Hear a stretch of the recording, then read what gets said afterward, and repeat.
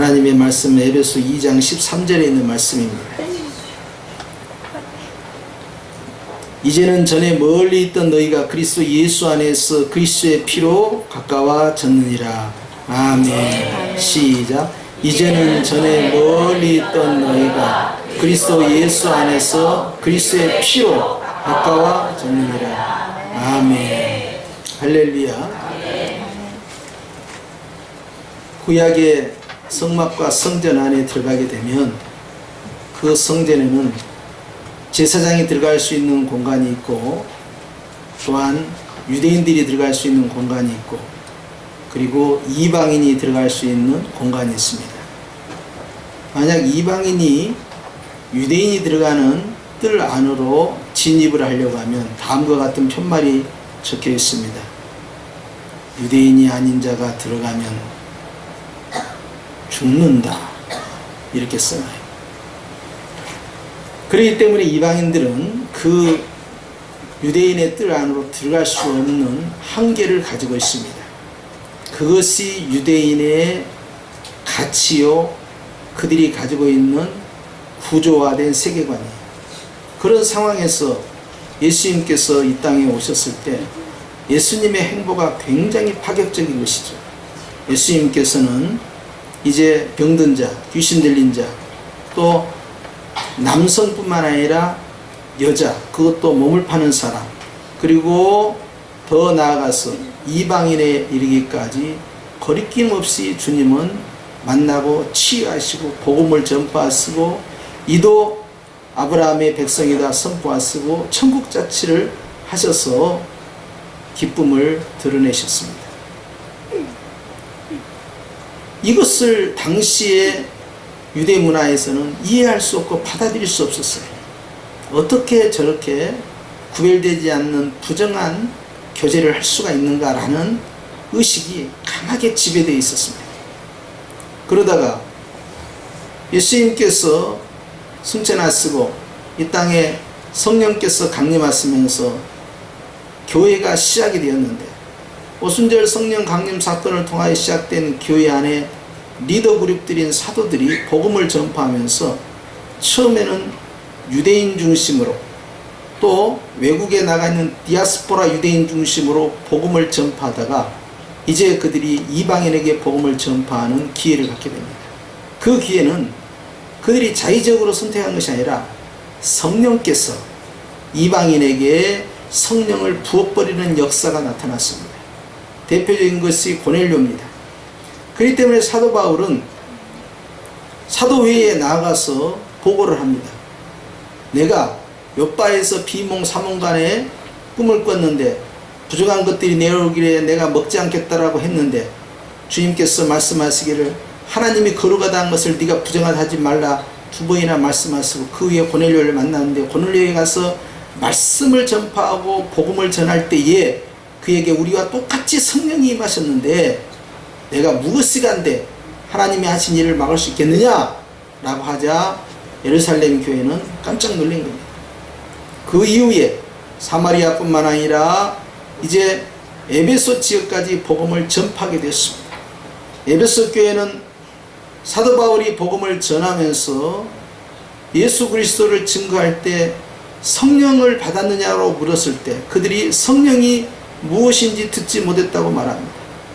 그래서 그들에게 성령의 세례를 베푸는 사역이 나타나는데 복음을 받아들인 에베소 교회가 성령으로 충만하게 됩니다.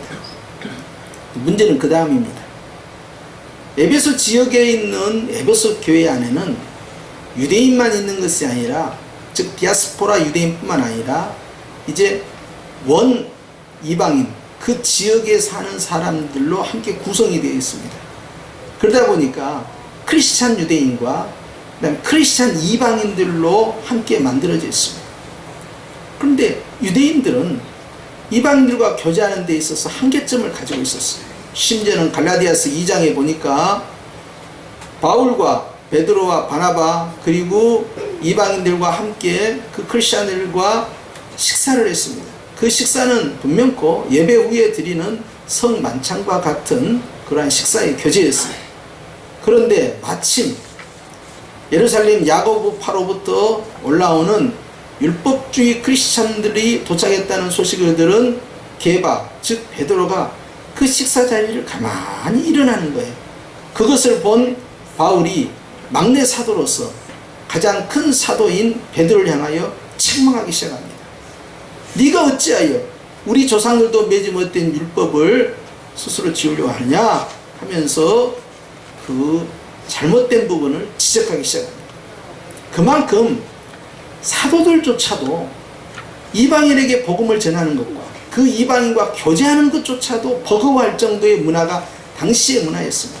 그런데 사도 바울이 오직 예수 그리스도의 복음을 땅끝까지 전파하라는 이 말씀에 있어서 이방인의 사도로서 그는 거침없이 복음을 전할 뿐만 아니라 그들과 함께 교제하고 그들을 향하여서 한 가족이라고 선포하는 이러한 사역은 굉장한 파격적 행보였습니다. 사도들조차도 좀처럼 쉽게 소화시킬 수 없었던 당시의 문화의 벽을 뛰어넘은 것이죠. 그런데 오늘 사도 바울이 감옥에 갇혀있는 상태에서 로마 옥중서신을 에베소 교회에 보내면서 우리 안에 벽이 있다라고 말씀합니다. 그리고 그 벽은 원수다라고 말합니다. 14절입니다. 시작. 그는 우리의 화평이신지라 둘로 하나를 만드사 원수된 것 곧 중간에 막힌 담을 자기 육체로 허셨다라고 말씀합니다. 무엇이 원수냐? 사단 마귀가 원수지만 오늘 본문에는 중간에 막힌 담이 있다. 너희와 우리 사이에, 이방인 크리스찬들과 유대 크리스찬 사이에 막혀있는 담이 있다는 것인데 이것이 바로 원수다. 그런데 그 원수된 그 담을 주님의 육체로 허물어냈다. 즉 주님은 목숨 걸고 이 담을 허물었다. 즉 나와 하나님 사이에 막혀있는 죄라는 담을 주님이 목숨 걸고 허물어낸 것처럼 교회 공동체 안에 유대 크리스찬들과 비유대 크리스찬들 사이에 보이지 않는 그 장벽을 허물어내기 위해서 주님은 목숨을 걸었다. 교회의 하나됨을 위해서 하늘의 끝이나 땅의 끝이나 다 통일되도록 하나되도록 하기 위하여 주님이 생명을 던졌다는 사실입니다. 그렇기 때문에 우리가 구원받는 일에 있어서만 예수님이 십자가에서 피 흘려 죽으시고 목숨을 건 것이 아니라 교회 안에 막혀있는 수많은 편견과 선입견 그리고 갈등과 분열을 막기 위하여 주님은 목숨을 걸었다는 사실입니다. 이방인의 뜰과 유대인의 뜰을 폐하신 주님께서 이제 그 십자가의 피로서 지성소에 들어갈 수 있도록 휘장을 찢으시고 이제는 예수의 피에 힘입어서 대제사장만이 1년에 1차 들어갈 수 있는 그 지성소를 유대인뿐만 아니라 모든 크리스찬 유대인들도 함께 들어갈 수 있도록 문을 열어버린 겁니다. 그것이 바로 히브리서 10장 19절의 말씀으로서 주의 보좌 앞에 기쁨으로 담대히 나아갈 수 있는 길을 여신 것이 바로 십자가의 피 흘림이요. 주님은 이렇게 막혀있는 것들을 뚫어버리기 위하여서 주님께서는 목숨을 거셨으니 지성소로 들어가는 휘장만 주님께서 허물어낸 것이 아니라 우리와 하나님 관계뿐만 아니라 우리와 우리 사이에 있는 수많은 편견과 선입견과 갈등과 분열조차도 원수다 라고 지칭하시면서 그것을 허물어내시고 바울은 로마 감옥에서 옥중서신을 통하여 바로 이 에베소 교회는 주님이 목숨을 걸고 하나님과 우리 사이에 막힌 담뿐만 아니라 교회 안에 버젓이 존재하는 유대인과 비유대인의 갈등과 구조를 주님이 허물어냈다. 이것을 선포한 거다.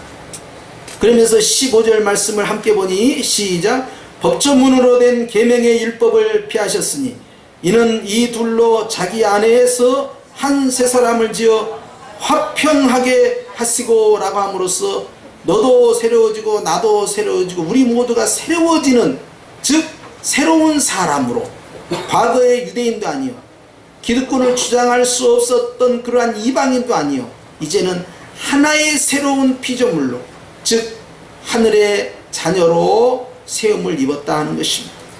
그러면서 16절에 또 반복합니다. 시작. 또 십자가로 이 둘을 한 몸으로 하나님과 화목하게 하려 하심이라 원수된 것을 십자가로 소멸하셨다라고 말합니다. 죄만이 우리의 원수가 아닙니다. 마귀만이 우리의 원수가 아닙니다. 교회 안에 우리가 하나 되는 일에 있어서 우리의 원수가 여전히 존재한다는 것입니다. 그것을 위해서 주님께서는 온몸을 던졌다는 것입니다. 몸을 찢으셨다는 것입니다.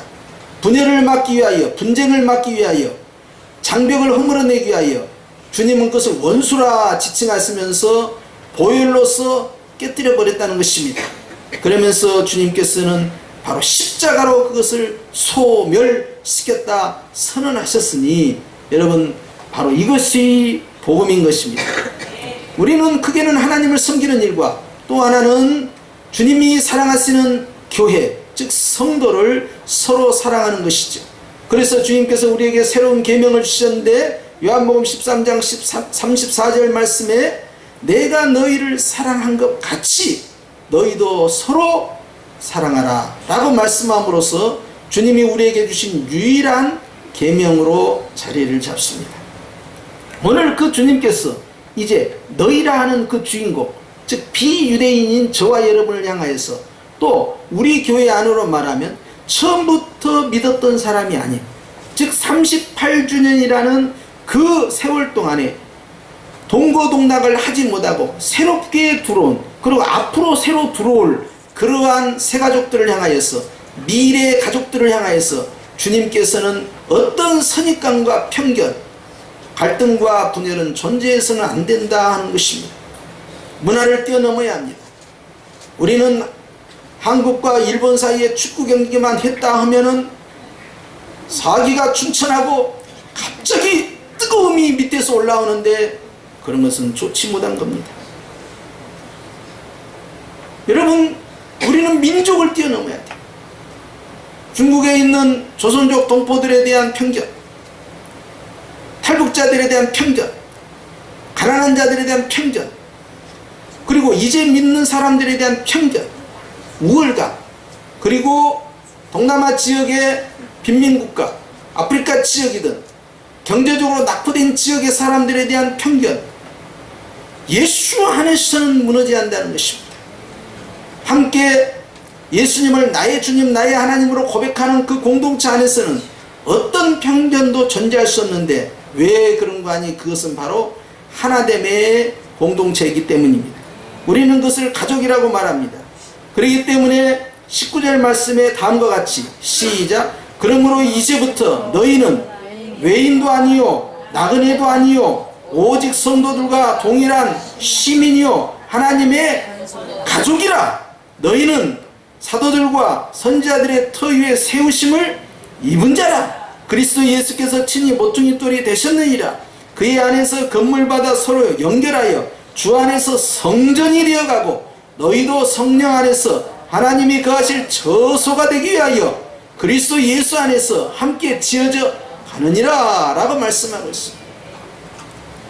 예수 그리스도 안에서 이제는 하나됨의 교회를 형성하고 내가 바로 걸어다니는 교회, 움직이는 교회고 내가 성전일 뿐만 아니라 이 성전과 성전이 하나가 되어서 하나님의 집을 만들어 간다는 사실입니다.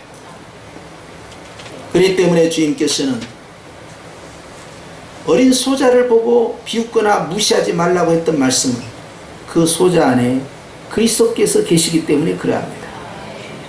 우리가 다른 사람에 대해서 즉 비유대인에 대해서 편견을 가져서는 안 될 이유가 유대인들에게 있는데 그것은 유대인 크리스찬 속에 들어있는 그 성령 하나님이 비유대인 크리스찬들 속에 들어있기 때문에 그러합니다. 그렇기 때문에 주님이 계신 그곳이 바로 하나님의 나라의 시작이기 때문에 교회는 여전히 하나됨에 있어서 주님이 목숨을 걸었다는 사실을 기억해야 합니다. 우리 주님은 지금도 분열을 원치 않고 계십니다. 주님은 한국교회 분열과 나눔에 애통해하시죠. 그리고 어떤 편견과 갈등, 진리가 아닌 문제로 나타나는 모든 분열에 대해서 주님은 진노하시는 것입니다. 그렇기 때문에 주님께서는 마음에 있는 모든 편견과 미움과 우월감을 버리라는 것입니다. 1900년 동안에 형성됐던 복음의 그 흐름이 우리 한국에 들어오게 되었습니다.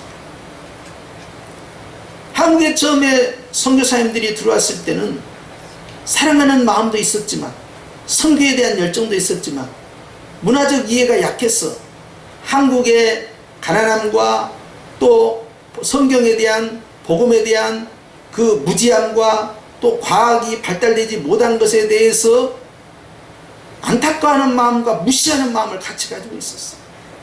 그런데 이 선교사님들이 원산에서부터 회개하고, 주님이 나에게 이곳에 보내셨을 때는 사랑으로 존중하라 했거늘 내가 우월감을 가지고 저들을 무시했구나, 조선민족을 내가 무시했던 것이 잘못됐구나 하고 회개운동을 시작했고, 그것이 1905년에 1907년에 평양 대부흥운동으로 연결되었어. 그걸 기화로 해서 한국교회 대부흥운동이 일어났던 것입니다. 그렇기 때문에 주님께서는 지금도 우리에게 말씀하는 거예요. 어느 시대나 가면은 갑질을 합니다. 그리고 꼭 분열과 갈등이 교회 안에 구조적으로 자리를 잡아요. 고린도 교회도 처음에 성찬식을 식사하는 그 성찬을 진행할 때 부자들은 부자들끼리 모이고 가난한 자는 가난한 자들끼리 모였어.